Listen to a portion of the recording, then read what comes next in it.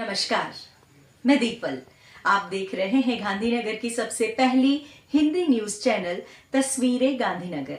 आइए देखते हैं आज की तस्वीरें गांधीनगर। सर्व विद्यालय केळवणी मंडल संचालित MB Patel English medium secondary and higher secondary school में हिंदी दिवस मनाया गया।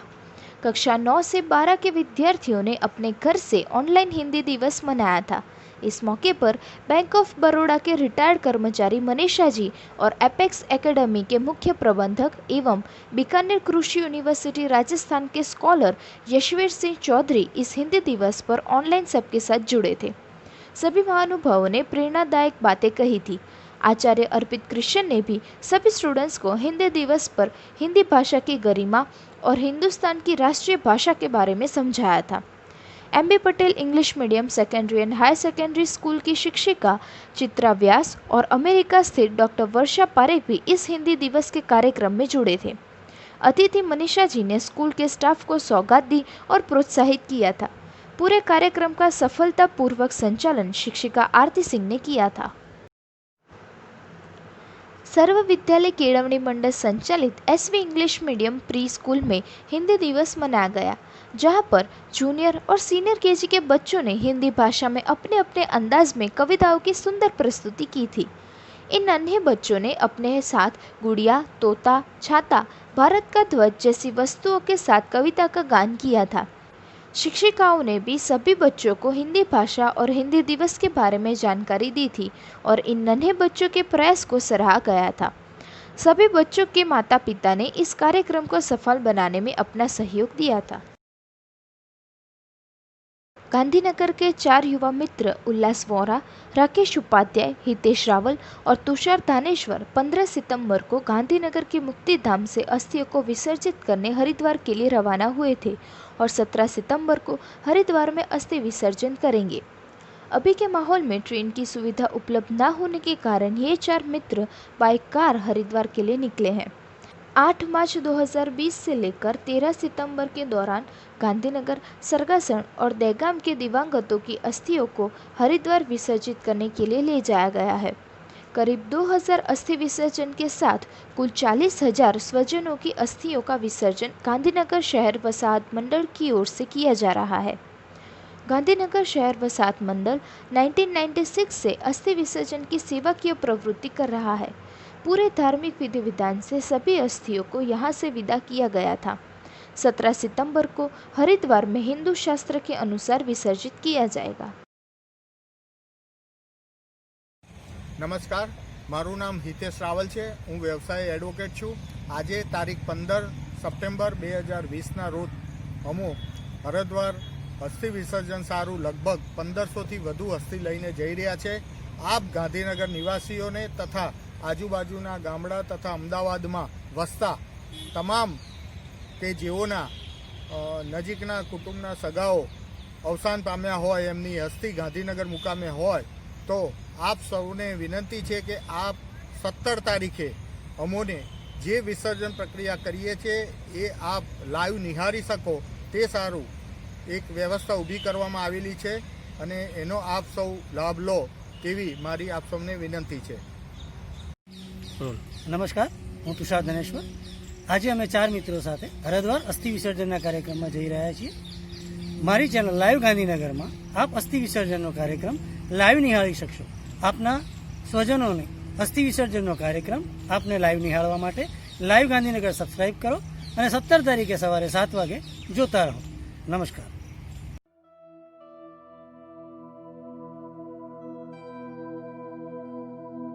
मैं फाल्गुनी जानी, एस्ट्रोलॉजर। खूब लड़ी मर्दानी है वो, झांसी वाली रानी है। आज हम बात करने जा रहे हैं भारत की बेटी कंगना रनौत की।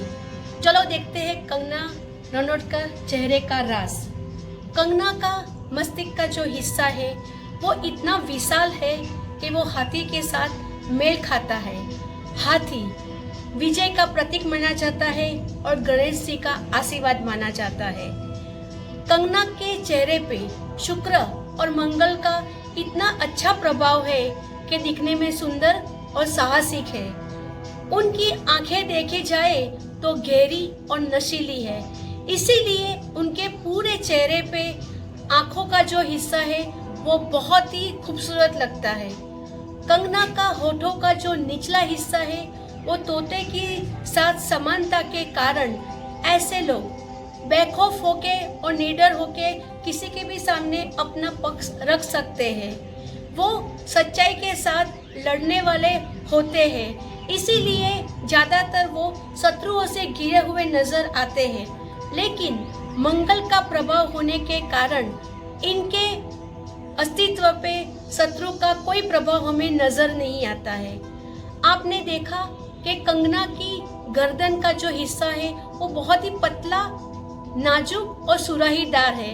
इसका मतलब ये है कि हमारा राष्ट्र पक्षी मोर के साथ उनका मेल खाता है। मोर की गर्दन दिखने में इतनी सुंदर लगती है। आपने कंगना को फैशन शो पे रैंप वॉक करते हुए और फिल्म में देखा होगा, तो इनकी चाल और इनकी अदा मोरनी के साथ मेल खाती है, तो वो सब एक्टर्स से बहुत हटके लगती है। इसीलिए वो मोहक व्यक्तित्व की भी स्वामिनी मानी जाती है। दोस्तों, 23 सितंबर को राहु मिथुन को छोड़ के वृषभ पे परिभ्रमण कर रहा है, लेकिन 23 सितंबर तक राहु मिथुन में ही है। इसीलिए कंगना के साथ शत्रु लोग परेशान कर रहे हैं, उनके इर्द गिर्द परेशानियां आ रही है और उनकी जिंदगी की नींद हराम हुई है। लेकिन 23 सितंबर के बाद वृषभ में राहु आने के बाद उनकी मुश्किलें धीरे धीरे खत्म हो जाएगी। उनका कैरियर का ग्राफ जो यहाँ पे है वो यहाँ भी ऊंचाइयों पे चला जाएगा, क्योंकि गणेश जी की कृपा और हाथी का विशाल मुख के कारण उनकी हार तो होनी ही नहीं है। चलो दोस्तों, अगर ये वीडियो पसंद आया हो तो falguni.astro फॉलो कीजिए। जय श्री महाकाल। जय श्री महाकाल। मैं फाल्गुनी जानी, एस्ट्रोलॉजर। कहते हैं कि चेहरा हमारा आईना है, यही नाम करके जाता है और यही बदनाम करके जाता है। तो चलो देखते हैं एनिमल एस्ट्रोलॉजी के साथ रिया चक्रवर्ती के चेहरे का राज। रिया चक्रवर्ती के चेहरे पे चंद्रमा और शुक्र का प्रभाव है। चंद्रमा मन का कारक माना जाता है, इसीलिए ऐसे लोगों की सोच रात को ज़्यादा ही सक्रिय होती है। उनके हंसने की जो स्टाइल है उसमें भी खुलापन की झलक नहीं नज़र आती है। उनका जो मस्तिष्क का हिस्सा है वो खरगोश के साथ मेल खाता है। उनकी आंखों का रंग काला है, त्वचा का रंग सफ़ेद और चमकीला है। ऐसे लोग इतने मासूम दिखते हैं कि लोग उन पे जल्दी भरोसा कर लेते हैं। रिया के गालों का जो हिस्सा है वो लोमड़ी के साथ मेल खाता है। लोमड़ी बहुत ही चालाक और खूंखार मानी जाती है। कहते हैं कि लोमड़ी जब शिकार करती है और कब शिकार करके निकल जाती है, खुद शिकार होने वाले को भी पता नहीं चलता है। रिया का शरीर का जो निचला हिस्सा है वो पैर उनके बहुत ही पतले हैं। लोमड़ी के साथ समानता होने के कारण उनके पैर पतले होने पर भी खूबसूरत हमें नज़र नहीं आते हैं। दूसरा ये है कि 23 सितंबर को राहु वृषभ में परिभ्रमण कर रहा है, तो ये परिभ्रमण रिया के लिए और टेंशन देगा, और तकलीफ देगा और बदनामी के योग बन सकते हैं। तो दोस्तों, आपने देखा कि एक चेहरे पे दो प्राणी की अलग अलग समानता के कारण चेहरा क्यों बदनाम होता है। ऐसी जानकारी के लिए मेरा इंस्टा falguni.astro फॉलो कीजिए और वीडियो पसंद आए तो ज़रूर शेयर करिए। जय Shri Mahakal. God bless you.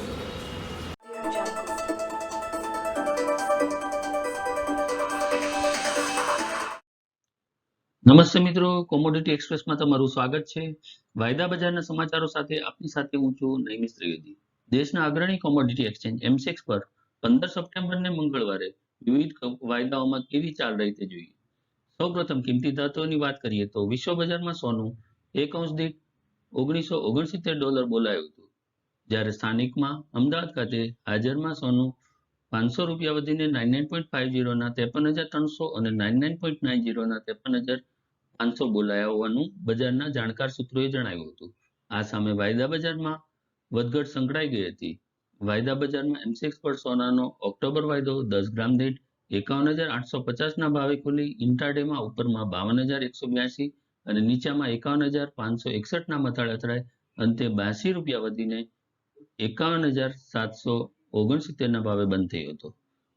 જ્યારે ગોલ્ડ ગિનીનો સપ્ટેમ્બર વાયદો 8 ગ્રામ દીઠ 33 રૂપિયા ઘટીને 41,854 થયો હતો અને ગોલ્ડ પેટલનો સપ્ટેમ્બર વાયદો 1 ગ્રામ દીઠ 3 રૂપિયા જેટલો મામૂલી ઘટીને 5,242ના ભાવે બંધ થયો હતો. આ સામે સોનાનો મિની ઓક્ટોબર વાયદો 10 ગ્રામ દીઠ 59 રૂપિયા સુધરીને 51,818ના ભાવે બંધ થયો હતો. હવે ચાંદીની વાત કરીએ તો વિશ્વ બજારમાં ચાંદી 1 ઓunce દીઠ $27.52 બોલાઈ હતી, જ્યારે સ્થાનિકમાં અમદાવાદ ખાતે હાજર ચાંદી 2,000 રૂપિયાના ઉછાળા સાથે 66,500 સ્તરે બોલાઈ રહી હોવાનું બજારના જાણકાર સૂત્રોએ જણાવ્યું હતું. આ સામે વાયદા બજારમાં એમસીએક્સ પર ચાંદીનો ડિસેમ્બર વાયદો કિલો દીઠ 69,500 ખુલીને ઊંચામાં 69,887 અને નીચામાં 68,199ના સ્તરને સ્પર્શીને અંતે 2 રૂપિયાના મામૂલી સુધારા સાથે 68,967ના ભાવે બંધ થયો હતો. આ સામે ચાંદીનો મિની નવેમ્બર વાયદો 21 રૂપિયા ઘટીને 68,913 અને ચાંદી માઇક્રો નવેમ્બર વાયદો 18 રૂપિયા ઘટીને 68,915 બોલાયો હતો. કિંમતી ધાતુનો ઇન્ડેક્સ બુલડેક્સનો સપ્ટેમ્બર વાયદો 16,279 ખુલીને ઊંચામાં 16,357 અને નીચામાં 16,161ના સ્તરને સ્પર્શી ઇન્ટ્રાડેમાં 196 પોઈન્ટની મૂવમેન્ટ સાથે અંતે 18 પોઈન્ટ વધીને 16,223 પોઈન્ટના સ્તરે બંધ થયો હતો. હવે બિનલો ધાતુની વાત કરીએ તો તાંબાનો સપ્ટેમ્બર વાયદો 15 પૈસા સુધરીને 529 રૂપિયા અને 35 પૈસા થયો હતો, જ્યારે નિકલનો સપ્ટેમ્બર વાયદો 1 રૂપિયા અને 80 પૈસા ઘટીને 1,119 રૂપિયા અને 60 પૈસા થયો હતો. આ સામે સીસાનો સપ્ટેમ્બર વાયદો 60 પૈસાના ઘટાડા સાથે 148 રૂપિયા અને 70 પૈસા થયો હતો, જ્યારે જસતનો સપ્ટેમ્બર વાયદો 2 રૂપિયા અને 5 પૈસા સુધરીને 194 રૂપિયા અને 30 પૈસાએ બંધ થયો હતો. હવે એનર્જી સેગમેન્ટની વાત કરીએ તો વિશ્વ બજારમાં ન્યુયોર્ક ક્રૂડ બેરલ દીઠ $37.85 અને બ્રેન્ટ ક્રૂડ $40.15 બોલાયું હતું, જ્યારે સ્થાનિકમાં વાયદા બજારમાં એમસીએક્સ પર ક્રૂડ તેલનો સપ્ટેમ્બર વાયદો બેરલ દીઠ 2,738ના ભાવે ખુલીને ઉપરમાં 2,844 અને નીચામાં 2,727 બોલાઈ અંતે 80 રૂપિયાના સુધારા સાથે 2,828ના ભાવે બંધ થયો હતો. આ સામે નેચરલ ગેસનો સપ્ટેમ્બર વાયદો એમએમબીટીયુ દીઠ 3 રૂપિયા અને 80 પૈસા સુધરીને 174 રૂપિયા અને 50 પૈસે બંધ થયો હતો. હવે કૃષિ ચીજોની વાત કરીએ તો એમસીએક્સ પર કપાસનો એપ્રિલ વાયદો 20 કિલો દીઠ 1,043ના ભાવે ખુલીને ઊંચામાં 1,046.50 અને નીચામાં 1,039ના સ્તરને સ્પર્શીને 1 રૂપિયાના મામૂલી ઘટાડા સાથે 1,041 રૂપિયા અને 50 પૈસાએ બંધ થયો હતો. જ્યારે એમસીએક્સ રૂ અથવા કોટનનો ઓક્ટોબર વાયદો કાંસળી દીઠ 17,950ના ભાવે ખુલીને ઊંચામાં 18,050 અને નીચામાં 17,900 બોલાઈ અંતે 60 રૂપિયા વધીને 17,980ના સ્તરે બંધ થયો હતો. એમસીએક્સ ક્રૂડ પામ તેલ અથવા તો સીપીઓનો સપ્ટેમ્બર વાયદો 10 કિલો દીઠ 6 રૂપિયા અને 20 પૈસાના ઘટાડા સાથે 776 રૂપિયા અને 70 પૈસા થયો હતો, જ્યારે મેન્થા તેલનો સપ્ટેમ્બર વાયદો કિલો દીઠ 2 રૂપિયા અને 90 પૈસા સુધરીને 962 રૂપિયા અને 80 પૈસાના સ્તરે બંધ થયો હતો. તો આ હતા વાયદા બજારના સમાચારો. આવા વધુ સમાચારો સાથે ફરી મળીશું. જય હિન્દ.